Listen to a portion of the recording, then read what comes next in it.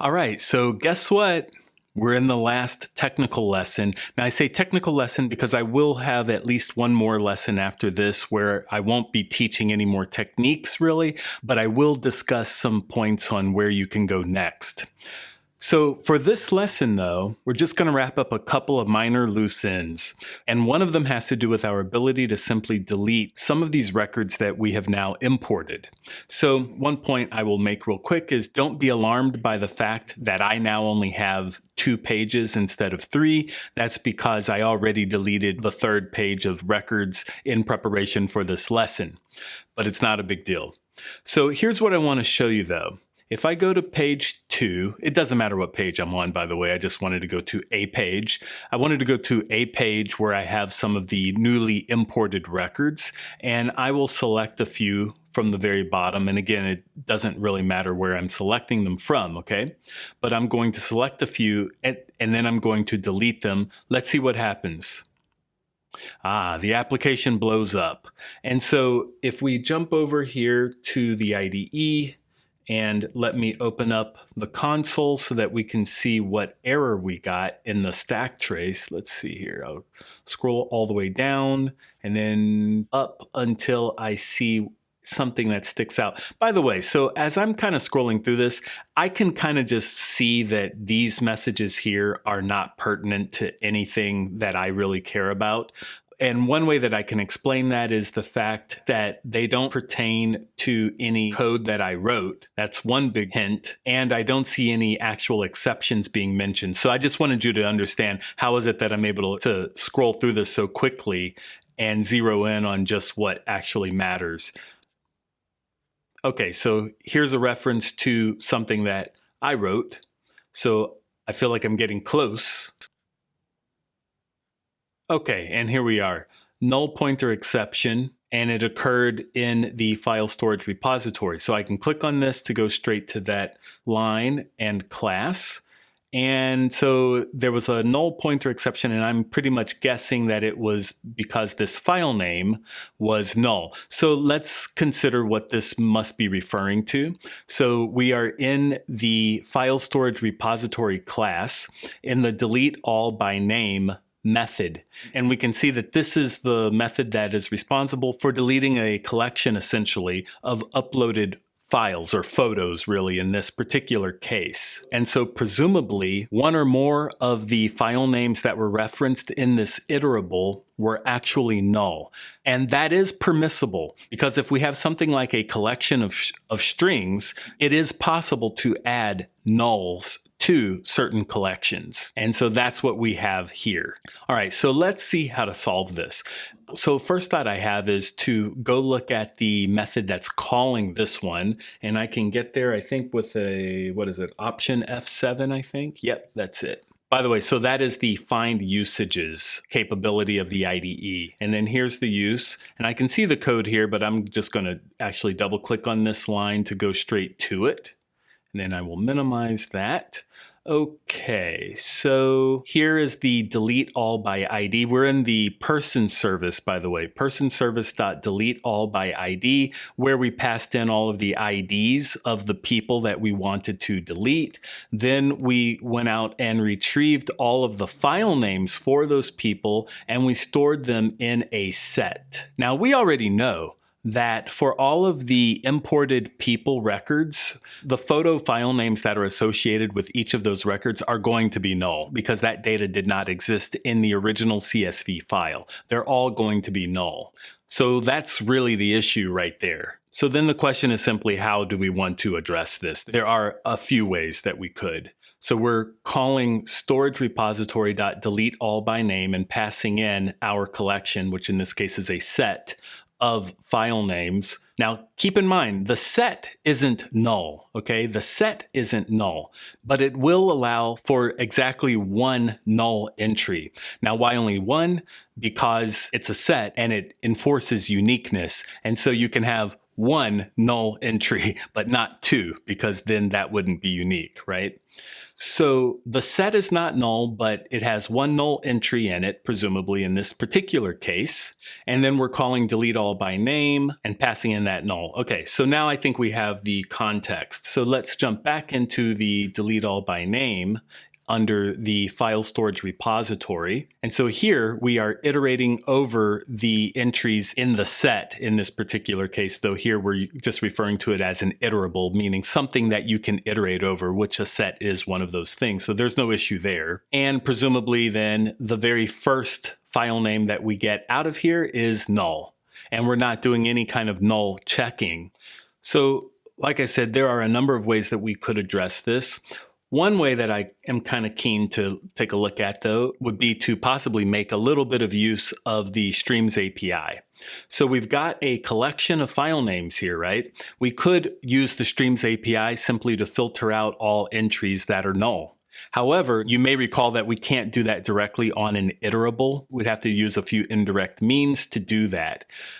So let's see, maybe one of the easier things we could do, though, is just change this to perhaps a collection instead of an iterable. That would probably solve our problem, and I don't think we'd break anything. So what I'd like to do, though, in order to do that is maybe let the IDE refactor this method. So if I put my cursor somewhere on this method name and right-click and refactor and change signature, or I could have done a Command F6, and then I double-click on that first line, it becomes editable. And now I can just come right over here and maybe just replace this iterable, perhaps with a collection. Let's do that. Let's see how that goes. Click refactor. And the only reason I did it this way is just in case any code somewhere for some reason was written in such a way that it was sort of expecting that it was going to be passing to an iterable instead of just a generic collection. So I just decided to do it this way. I probably didn't really need to. All right, so now that I've got a collection of strings instead of an iterable, which functionally works the same for our purposes, now I can put my cursor after the file names here, and then I can call .stream. And let's see, then a filter, right? And we want to filter all records, and I don't know, we'll call them F for file name, arrow indicator, where F is not equal to null. All right. And then we'll need to simply collect. And sure, we can collect them into a set. That's fine. And there you have it. So it's a little long, but I'm going to leave it there as this is our last video. I will put some space though, right there, just to make that a little more readable for me. But that's about it. And if you don't like it being this long, obviously you could extract all of that out. I'm not going to bother with that, but you could extract that out into a variable with the IDE and make that a little more readable or something along those lines. Now, the other way we could have done this is to basically invert this loop. So we could have just on its own line referenced the file names and said filename.stream.filter.forEach, right? And then inside of the forEach loop, we could have done all of these two lines. We might have done something like that too. So I don't have a strong opinion at this moment as to which one is better. I went with this approach because I already had the rest of this code written here. And so I figured this would require the least amount of additional changing. But I think that's going to do it. So I'm going to rebuild just this class, put that back, open this up, go down to the bottom here. Now it looks like the IDE might be unhappy. Let's see. Well, we'll just try it out and see. So I'm going to reload. Okay, now notice the application did go ahead and delete those records still, and that is to be expected.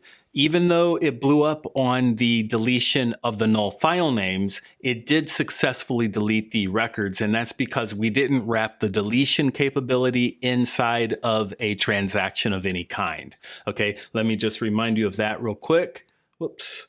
If I jump back over here to the person service, delete all by ID. There's no transaction here. And we are performing the deletion of the database records of people before we attempt to delete the actual photo file names, okay? That's being done afterwards. And so what happened was the attempt to delete the photo file names failed and resulted in an exception being thrown, I believe, right? I think we are throwing it. Yeah, we're throwing a storage exception.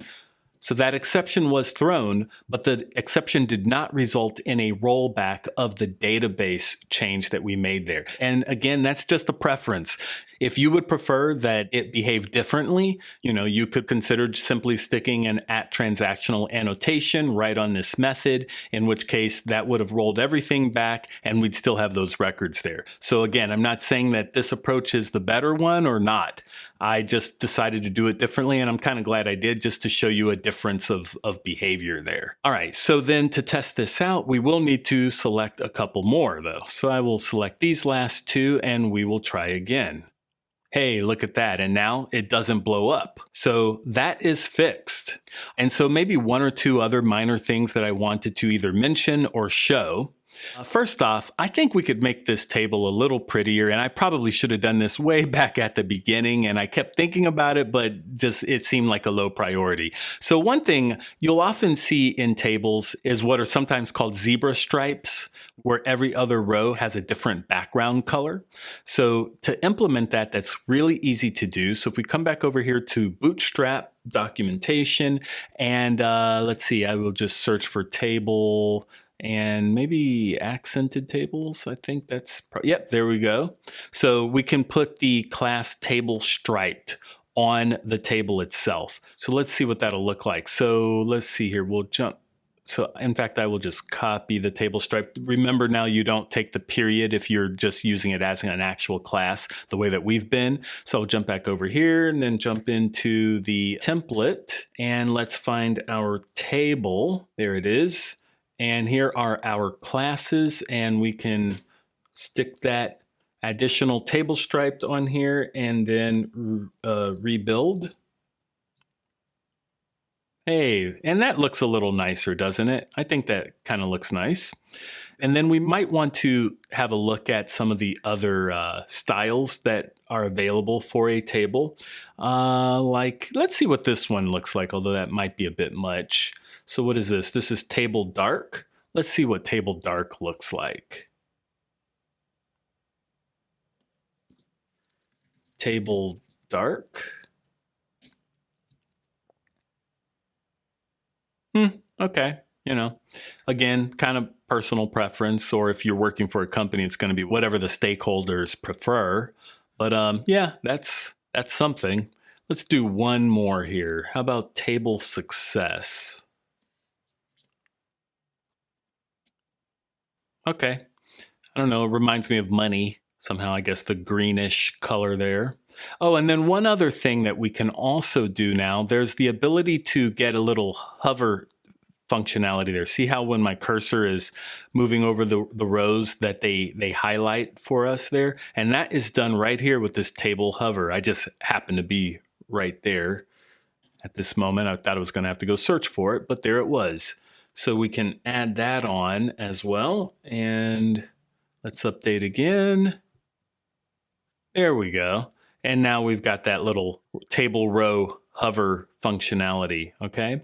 And then one last thing that definitely should have been one of the first things. Let's see here. So one piece that I missed, right? We're gonna come back over here to the Bootstrap documentation. Obviously, what I'm about to show you isn't the end of the world for what we're doing here, but it can impact you under certain circumstances. So we'll come back to the documentation for Bootstrap, go to the getting started, and let's see, and we're just gonna find like the very first little snippets of code Here we are. Yeah. So one thing that can be fairly important to add into your HTML when you're using Bootstrap in particular is this meta tag right here that specifies the width. So you want to make sure that when you create an HTML page that's going to use Bootstrap, you specify this viewport here. And what that does is that it gives the underlying Bootstrap CSS all of the knowledge that it's going to need about how wide your browser window is. This can really come into play, particularly when you want your HTML pages to be fully responsive, even on really small screens like mobile phones and things of that sort, okay? Now, I actually ended up slipping that in to this page several lessons ago, but I never actually brought it to your attention. But I knew I needed to come and do that. So that should actually be one of the very first things you do. And honestly, you generally won't miss it if you kind of start off with your Bootstrap pages by just coming out here and grabbing, these first few lines, as we mostly did. I should have just come down a little bit further and grabbed that additional meta tag right there. And the reason I didn't is because the IDE actually gave me a fairly decent generated starting point, but that was one of the tags that wasn't there. So for example, we had the UTF-8 there, but it didn't have the viewport. And so there's one last thing I want to show you very quickly, and that is how can you take the application that we've written now and actually deploy it onto a computer other than your own local computer, preferably so that people on the internet, friends, family, coworkers, whomever, can actually use what you make. I'm going to show you one way that you can do that. So one of the easiest and quickest ways that I can think of to do that would be to use a platform as a service, which is also referred to as a PaaS. And there are a number of platforms as services available on the internet. The one I'm going to show you right now is from a company called Heroku, who have been around a pretty long time doing exactly this. And I just think that their approach is one of the easier approaches. Let me also mention, though, that the most popular thing to do these days is probably to use Docker with Kubernetes, but I feel like that might still be a few too many steps that I don't really want to get into with you right now. All right, so I'm going to show you really quickly how to use Heroku. First thing is to actually go out to heroku.com, and I'm saying HEROKU.com, and set up an account, okay? And then the next easiest thing after you've made an account is probably going to be to go into their documentation. I will get there this way. Documentation. You may have a different window though when you get started, but just find your way to their documentation, and then you can tell it that you want to deploy a Java application like I'm doing here. And if you built the application exactly as I did, which is with Gradle, then you can click on this button, Get Started with Gradle. Otherwise, if it's Maven, you can click on this one here. So I will click on this Get Started with Gradle, and I prefer to see all of the instructions all on one page, like so. Now, what these instructions are going to do is they're going to tell you how to install their special command line program, which allows you to just easily type commands to push your code out to their servers so that they can rebuild the application there and then get it up and running for you. So you will need to install their installer for Mac or Windows. They also have a way to do it for Linux. And then you're basically going to just go through these steps. Now, these instructions are actually showing you how to deploy a sample application that they made, okay? But most of the steps are going to be about the same for you to deploy an application that you make as well, okay? So either way, you'll mostly want to follow their instructions. Where it differs is where they start you off somewhere in here by having you clone their project, git clone. So if you wanted to deploy this application that we wrote together in this course, you'll want to skip this step where they tell you to use git clone, and you will instead just start off inside of the directory for your Spring Boot application. All right, so having said that, I've already gone through those steps, and now I will show you how to deploy it the rest of the way. So here I am in the IDE, and I will open up my a terminal prompt. All right, and so I have the Heroku command installed, and so the first thing I need to do is to create a Heroku application. Now what this will do is it will prepare my local project here to be capable of pushing code out to Heroku. That's one thing it'll do. It will also provision a virtual server, if you will, at Heroku, which I can use dedicatedly for a period of time. I think the period of time is 30 minutes or so. All right. Okay, so they provisioned a server for me, and here's the URL that I can use to access the application. Now, I haven't actually pushed the application out to them yet, but this is the URL that I can utilize temporarily to access my application once I do push it out. Now, for the next step, I'm back over here in the file storage repository because I wanted to remind you, do you remember that we created this environment variable called storage folder? And we did that by going into IntelliJ's own run configuration. And we created this environment variable, and then we bound it to a folder. In my case, I bound it to my own home directory on my computer. And you may recall that the application won't even start if this environment variable has not been defined. Well, now we're about to run this application on another computer, right? On a virtual server hosted by Heroku. And so we will still need to have this environment variable defined. So now I need to do that here. So let me show you how you can do that. Heroku config set, and then the name of the variable storage folder, and then the value. So for here, I will just define the storage folder to point to the temp folder. In most of the application development world, with the exception of probably Windows development platforms, pretty much all the rest of the development world uses Unix or Linux operating systems.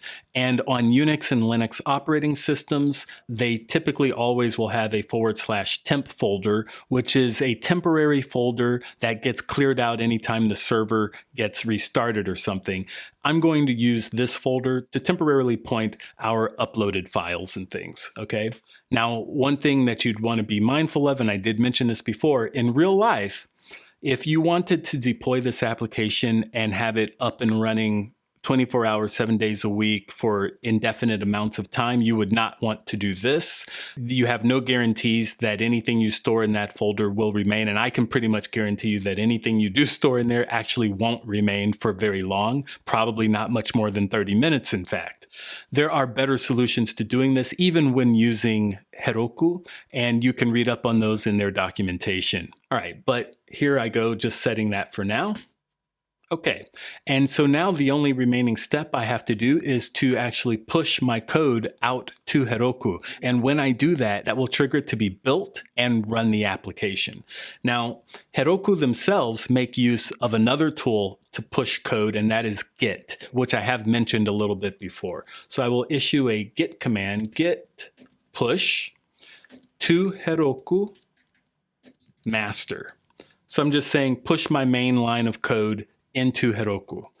Oh, and I'm sorry. And one thing I should mention before I do that, I did have to create 2 files that are specific to Heroku to make this application work there. And let me show you that really, really quickly. Under the main folder of the project, I have a file that I created called proc file, which stands for process file. Let me open that up real quick.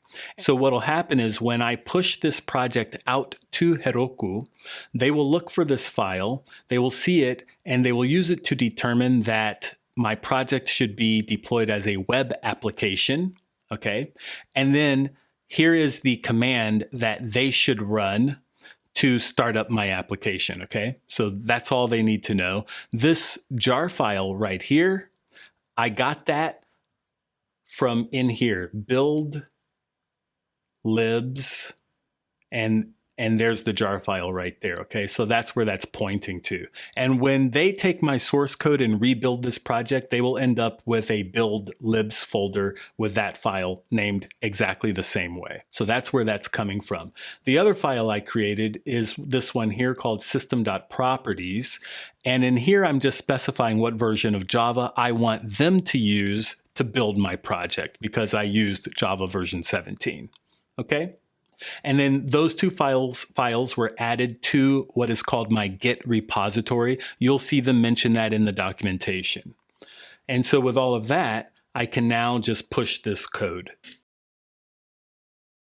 Okay, so now the application has been built and deployed. And so I can just click this URL, All right, now I got this message, which is our custom message, by the way, and that's fine because the correct URL to get into our application is to add on to the end of it the people resource, right? So when I do that, there's our application up and running on the actual internet, not running on my local computer anymore. This is a real application now. Now it's using their URL, but if you wanted to pay for a non-demo account at Heroku, you can do DNS and all kinds of things. In fact, you might be able to do DNS even without paying, as long as you don't mind the fact that your application will only stay up and running for 30 minutes at a time, unless you do some things. I don't remember what the rules are. But this is a free service that I'm using right now, so of course it's highly limited.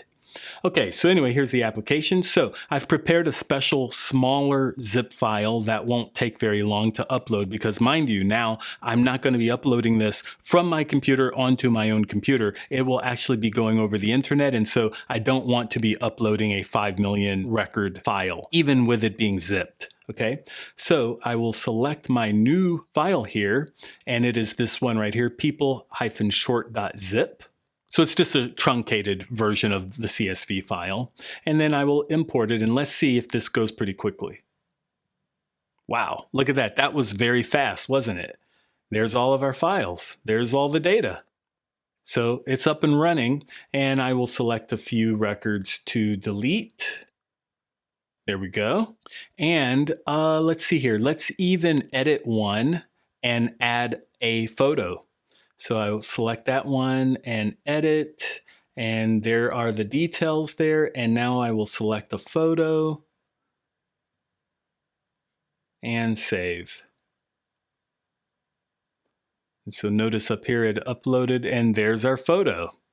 So the basic functionality is working on a real deployed application, and that's all I really wanted to show you in this lesson. And so I think that is going to cover it. So in the next lesson, it's not really going to be a lesson so much. I'm just going to run through a little bit of where you can go next. Now that you've learned this much of Java and you've had this actually fairly substantial sneak preview into web application development with the Spring framework. All right, so with that, I will see you in the next one. Hey guys, thanks so much for watching. If you enjoyed this content and you'd like to help me out, there are several ways you could do that. First, you can always click the like and subscribe. That'll help me out a lot. Additionally, another way you can help me out is to check the link in the description below. That'll link you to my website where you can find additional courses. And finally, for those of you who might be interested in starting a new career as a professional software developer, I offer a free PDF guide that will detail exactly how you can get started in this field with no college degree and no prior experience. All you need to do is click on the link in the description below. Thanks again, and I'll see you in the next one.